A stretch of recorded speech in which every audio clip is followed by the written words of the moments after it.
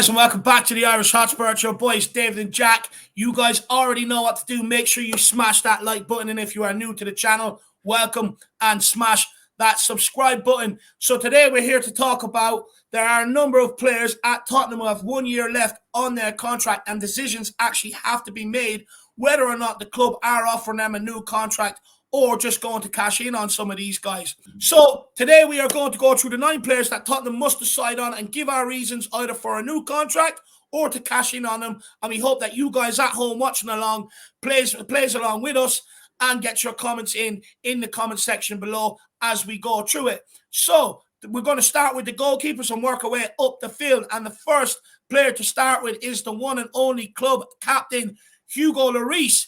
Been a loyal servant for 11 years, Jack, but he's also made it clear that he does want a new challenge. That's what his desires are. What do you think is going to happen with Hugo Lloris this summer? Probably not a surprise. I'd like to see him shipped off, but I'll be honest, if Hugo Lloris had maybe a good season, this most recent season, let's say it didn't go as terribly and, as in the manner that it probably did, you could say he would be worth potentially giving a new contract for like an extra year, like sort of till like a 2025 or something like that, because we're already bringing in a guy like a Vicario, right? We already wanted to have kind of a Hugo replacement, and Hugo was sort of just, supposed to stick around to be that guy to sort of kind of usher them in, kind of be that ambassador to the new goalkeeper to take over from his previous era. But in the manner that this season has gone down from him, I think you just sell him, and it looks like Spurs aren't going to try to recoup much of a fee of it at all. I'd rip up the contract. In a way, I guess we already are kind of ripping up the contract. We're basically just sort of giving him away to whatever club sort of can sign him on a pretty low fee. That's his choice. It doesn't seem like we're budging or asking for a big fee or anything. I think we're just letting Hugo really decide. Yeah, look, I think that the fact that we've brought in Vicario pushes Hugo Lloris out the exit door. When he did sign that new contract, Jack, you're right. He originally did say that he wanted to stick around and help them, his replacement sort of blend in at Tottenham and sort of hit the ground running and help him in that regard. However, since quitting with us at half-time in the 6-1 against Newcastle, he has come out since and expressed he desires to leave. So that does push him towards the exit door. However, I'm not sure we're actually going to get a fee for this guy at 36 because of his loyal service. I do think that if someone ends up showing a bit of interest in him, I think we'll probably end up mutually agreeing to terminate that contract where there's maybe no payout to Hugo Lloris for that last year of the contract. We're not receiving a fee, and then that means that Hugo Lloris can sign and move on. And we also think that's what's going to happen with Hugo Lloris. Now, moving on to the next goalkeeper on the list, and that is big Fraser Forster. Of course, signed on a free last season, exceeded many people's expectations as well. Some people would say he was actually the best signing of last summer's transfer window, and of course, ended up replacing Hugo Lloris as number 1 towards the end of the season. Jack, what do you think is going to happen with Fraser Forster? This is a difficult one because he came off a really good season, it feels like, for Spurs, and you could cash in on him, especially with only 1 year left on his contract. Let's say a lower side in the Premier League just needs a guy like Fraser Forster around, and maybe are willing to give him, who knows, even like a starting position. They probably could ask 5, 6, 7 million Spurs. And I know that probably doesn't mean much to us, but you are turning kind of a bit of a profit there on when you originally brought him in. So if there is maybe a fee of 6, 7 million that comes in through the door, I think I'd actually accept it, as much as he's been brilliant for us. And I'd probably go in for another younger goalkeeper of some type to maybe kind of compete with Vicario, or maybe promote somebody from the academy. And if this Brandon Austin guy is supposed to be as talented as he may be, or I'm not really sure if he's just used as a homegrown pawn. I'm not sure what his situation is, but I feel like somebody that's either from the academy or maybe a homegrown goalkeeper could actually be sort of promoted and given more of a chance as sort of a backup. Or we just go for a young, talented goalkeeper as well, maybe as a backup to a Vicario. I just feel like Forster has done a fantastic job, but since he's done so well, you could actually think about maybe selling him to a club that would be interested in taking his services, or I'd give him a new contract till 2025. Interesting. For me, I see it a little bit differently, Jack. I think when I look at it, we know he's a capable deputy for Vicario. And if the Vicario signing doesn't work out, because some fans have their skepticism, we know we can fall back and rely on someone like Fraser True. Forster. So for me, I actually maybe look to keep him around for the season, Jack. Let him see out that year contract and revisit maybe that backup goalkeeper situation next season, because I don't really want to outlay any more money in that area, especially when we've got other areas under Ange Postecoglou that I think need to be fixed. Plus, Fraser Forster, he does qualify for homegrown, so he does help in that sort of regard in terms of the English quota as well for the squad registration. So for me, I'm happy to not really offer him a new contract or to renew it, but to let him see out the year's contract and let him go next summer. Good personality in the dressing room as well. And I definitely forgot that when maybe thinking about selling him too. You are selling a guy that, what we heard, was a real professional this season and was very well-liked member of the dressing room too, which is obviously important. And I just think, we do want that safety net with Vicario, because not all of us are quite sure how it's going to work out. We look at the last Italian goalkeeper who signed in Galini, it didn't exactly work out. Yeah, so, sure. I would keep him around as more of an insurance policy. Now, Jack, I'm going to let you kick off on this one because he is your compatriot, your fellow countryman. So out of respect, I'll let you go first. And that is Brandon Austin. Brandon Austin, I just don't know how good he is, really. I feel like he's probably either worth selling or maybe worth ripping up the contract. Like, I just don't know. Like, there has to be just somebody in the squad that we can either promote to be that third sort of homegrown goalkeeper. I believe we even brought in that very talented kid from Ireland. I'm not sure if he's really ready yet to sort of, step in and be the third man, but just feels like Brandon Austin. I don't know too much about him. We haven't really seen too much of him. When he even played in the pre-match friendlies of last season, he didn't look all that convincing, to be fair. Neither does Alfie Whiteman. He doesn't look all that convincing either. Yeah. So I just feel like, I think you probably rip up the contract or you consider selling him to whatever club might be interested. And I'm not even sure what clubs are interested. I'm not even too sure of his level, so I don't even want to dig into him too much. But I don't think he has a future here at Spurs, Dave. No, I agree with that. What I would say is, back in March 22, he ended up signing a 2-year contract, which the length of that contract, right, would suggest that there's not too much faith in Brandon Austin at all. Also, he hasn't really shown any signs of breaking into the first team. He's been nowhere near it. Like, when you look over the last few years, the amount of players that we brought in that position, Joe Hart, Galini, Fraser Forster, Vicario, it suggests as well that he is nowhere near that first team level as well. And also with the likes of Josh Keeley, Luca Gunter, who I know there's a lot of excitement around in the academy, they're coming up behind them as well. So I just feel like at 24 years of age, him and Alfie Whiteman especially, but we'll stick with Brandon Austin just because he is on this list with 1 year left on his contract.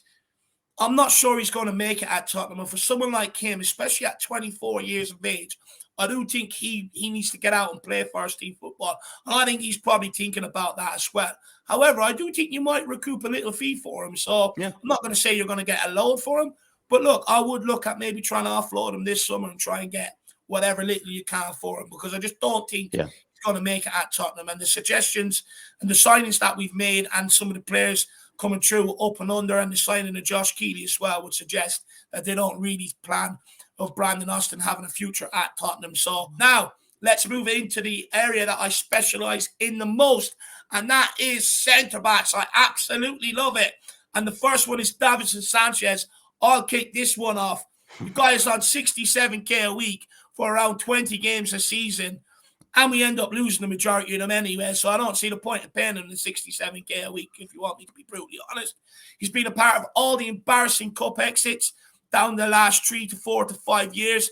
He's been at the heart of every single one of them. So even if we want to progress in cups and all, there's no point in keeping this guy around as a squad player. And look, just every time he takes the pitch, I feel like he makes me nervous that I feel like there's a mistake in him, and he's going to cost us a goal every single game. And when he plays, that is sort of reflected. And not only is he costing us too much in wages, but he also costs the club in prize money, because when he steps in the Premier League, he ends up costing us points, which costs us position at the end of the season, which costs us the amount of prize money we can earn. And also, we can't get round through the early round of the cups because he helps us get knocked out of them as well. So not only are we paying him to be crap, but he's also costing the club in prize money so that we can't replace him. So all in all, for me, he's got to go. There's zero value in keeping this guy around here. Zero reasons to keep this guy around here. He has absolutely nothing. The fans have already made their feeling heard on multiple times. That Newcastle game, and also when he's brought on against AC Milan, the crowd were booing him. So for me, cash in now, get whatever we can. And if people do come in and we accept offers and he doesn't want to go anywhere, okay, grand. Well, you're a free agent. That's what I want to see the club do. Cash in now or be prepared to rip up the contract. I couldn't agree more. I think if there's nobody that ends up coming in for him, or maybe you don't get the fee that you really want, and Davinson Sanchez is still reluctant to go, I think you just rip up the contract. But look, sticking with centre-backs, another one of my specialist subjects, and that is exposing Eric Dier. Look, for me, the exact same as Sanchez, just on more money, 80k a week, to do absolutely everything but defend and play football, which is ironically what we actually pay him to do. He's also been at the heart of all the embarrassing cup exits over the last 3 to 4 years. And what's even worse is that the guy thinks he's a leader, but no one follows his lead. So that shows how good he really is, doesn't it? It's an absolute joke. Again, like Sanchez, he's another one that makes a mistake every single game that leads to a goal and that helps us, ends up costing us points. He's another one that costs us prize money in the league and in the cup competitions. And if you look at the amount that we're conceding since he's took over the reign from Toby and Jan, it's actually double. And that's just in the Premier League alone. When Toby and Jan were back there, you were conceding around the late 30s, early 40s. Now we're up to 60, 70. So it's gone absolutely double than that. So it just goes to show he's not good enough. And you know what? He's actually even worse than Sanchez for me, because this guy has had 2 bites at the cherry, centre mid and centre back. And he's just absolutely shocking in both. For me, I'm at the point where he should be sold. What do I think the club are going to do? I feel like we're being softened up for him to sign a new contract, if you want me to be brutally honest. And the reason why I say that, Jacko, is because we've seen the reports painting him out to be a war hero, played through a bit of pain, this, that, and the other. And then, last week, earlier than everyone else, you see pictures of him in the gym and stuff like that, trying to lick Postecoglou's hole to get another look into the squad and all this. And I just feel all this is being put out to soften the fans up about Eric Dier. And then, hey, presto, new contract, no outrage. Well, there will be from me, I can tell you that. I want the club to sell, but I do think he'll get a new contract. I would gain more satisfaction if we ripped up the contract, but that's probably me just being kind of a bit stubborn and me being kind of a bit, he's just sort of angry still with his career at Spurs. I think you do cash in. And you could probably recoup something around the 10 million range, something around the 5 to 10 million range from some club out there that thinks that they could probably take him on, for the maybe final years of his career. But we could also maybe be quite surprised, or actually quite proven right, maybe in our sense, and that he could actually go for even less than 5 million. There might really not be anybody actually interested in him. You never know. It could be a Harry Winks type situation. I think you cash in, but I would actually gain more satisfaction from physically seeing that contract ripped up. Oh, stop. So would I, especially because he thinks he's dead better than what he is. But look, that's it for centre-backs. Like I said, guys, if you're watching at home, please play along with us. Get your comments in the comment section underneath as we're going through this. Now, look, Jacko, we're coming out of sort of centre-backs and we're going to left wing-back, if you would like. And we'll start with Ivan Perisic. Conte signing.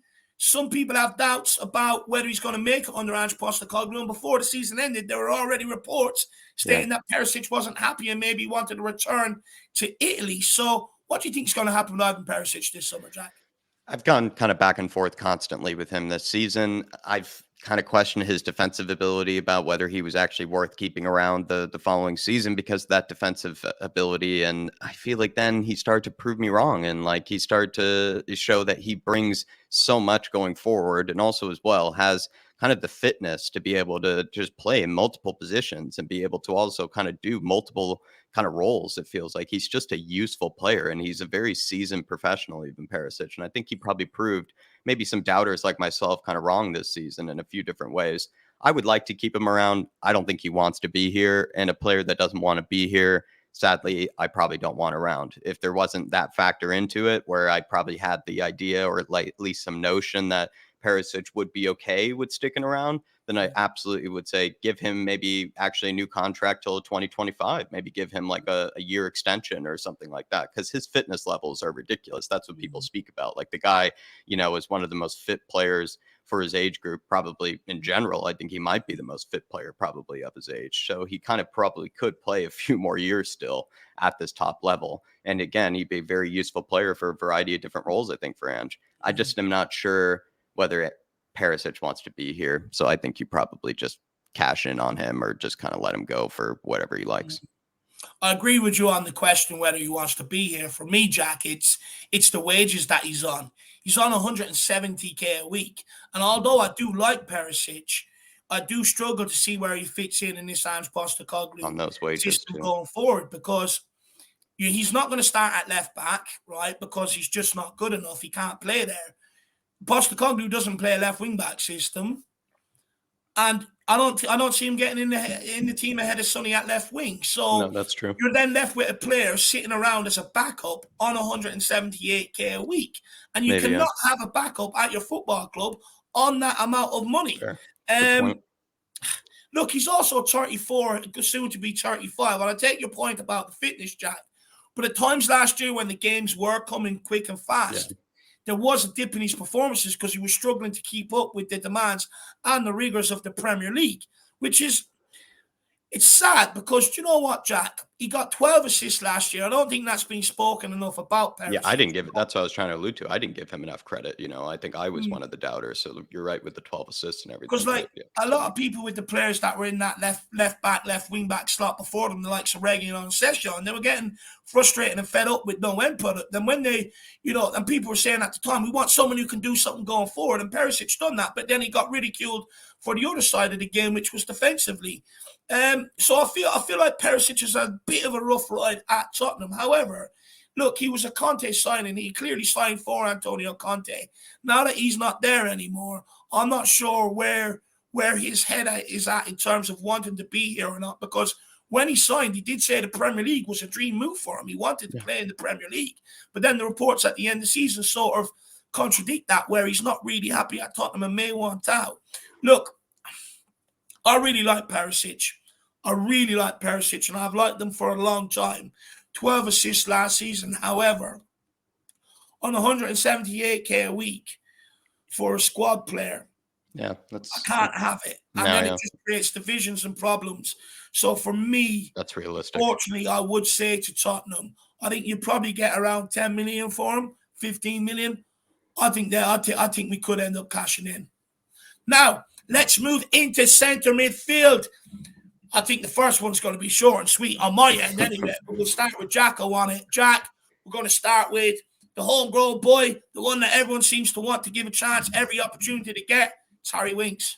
I'm excited to see what sort of random club in the European continent is going to go after Harry Winks for some fee of around 2 or 3 million. Absolutely cash in on him. And just like Eric Dier and Sanchez, be very prepared to have to rip up the contract. I would get much more satisfaction once again if we actually did rip up the contract, but I understand that you have to be realistic and you can't be petty all the time, probably, if you were a director of football. But Harry Winks absolutely needs to go as soon as possible. I don't even really want to see him in the training videos. Don't want to even see him going even near the training complex to pick up the stuff from the training complex. Just ship it to him wherever he is and mail it over to whatever club he's destined to. And I'm excited to see if it's like a Cremonense or a Cagliari or maybe some random, League, B side or La Liga D side or whatever that might be after. I'm not sure. And who knows? It could be a very small Premier League side that could be after him and they might be making a huge mistake. But Harry Winks, hopefully you can give us some sort of postal code and we'll ship your stuff to you. No need to come over and pick them up. I would get much more satisfaction from ripping up the contract. But again, I don't think you can be, that biased as a director of football. You probably do just cash in.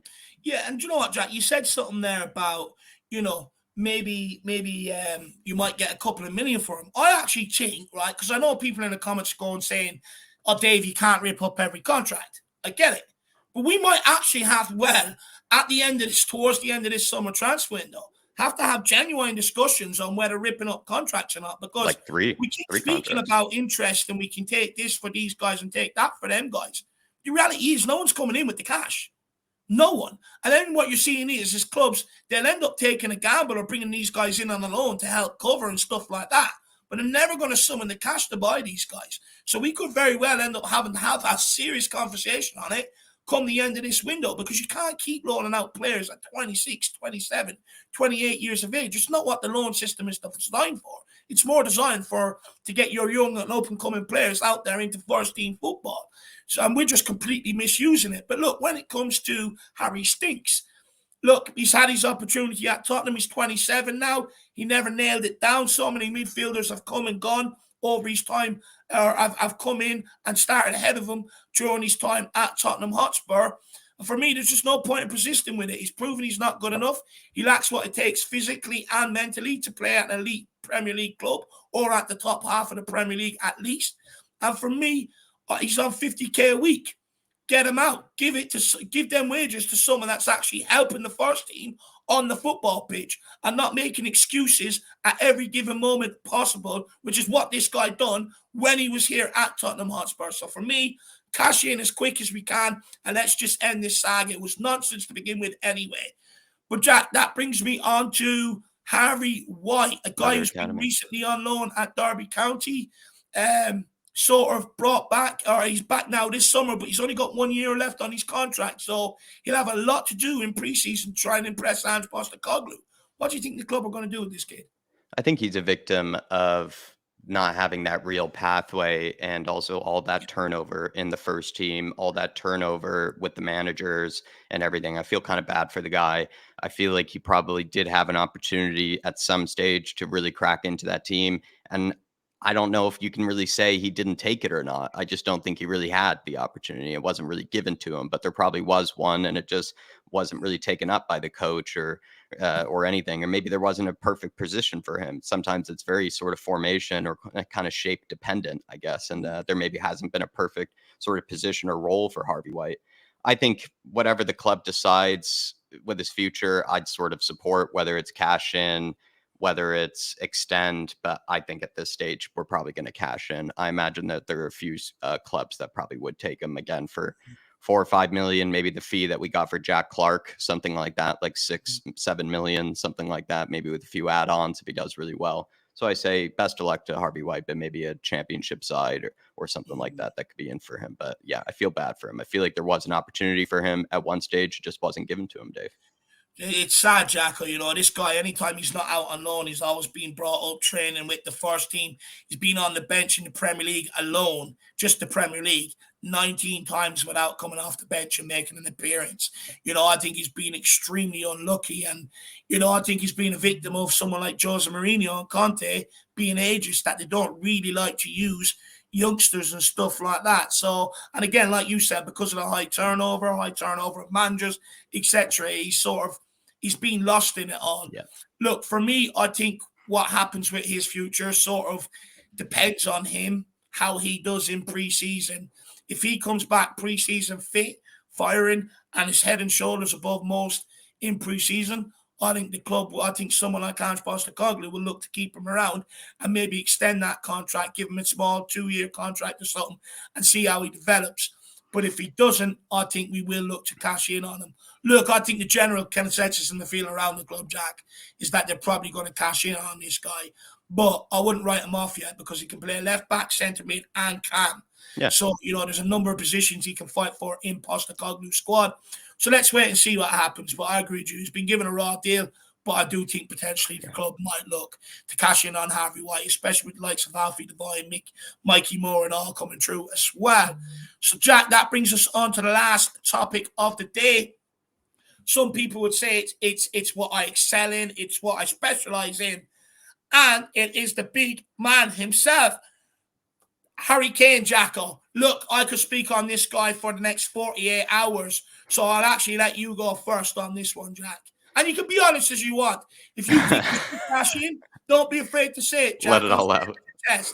Harry Kane therapy of time here. No, in all seriousness, the way I have broken down this Harry Kane contract situation is, we have so much that we need to already do this summer. Like, Spurs are not in a safe position when it comes to the squad. It's not like we just need one or two players here to sort of kind of solve our problems. We have like 6 or 7 players that are needed in a variety of different positions in order to fill out this squad, in order to even look competitive again, not even be at the top, just to look competitive again in this top 6. And if that means we're selling Harry Kane on top of all of the other problems that we need to be solving, which includes the defense, the goalkeeper, maybe a new left back or right back, especially creative midfield. Who knows? Maybe another central midfielder. You might need another winger. It's a huge mess at this stage. And then when it comes to center backs, you probably need like 2 or 3, like we've spoke about on numerous occasions. We might be having this window, who knows, close to like a Forest window, a Chelsea window. We could have another 6, 7 players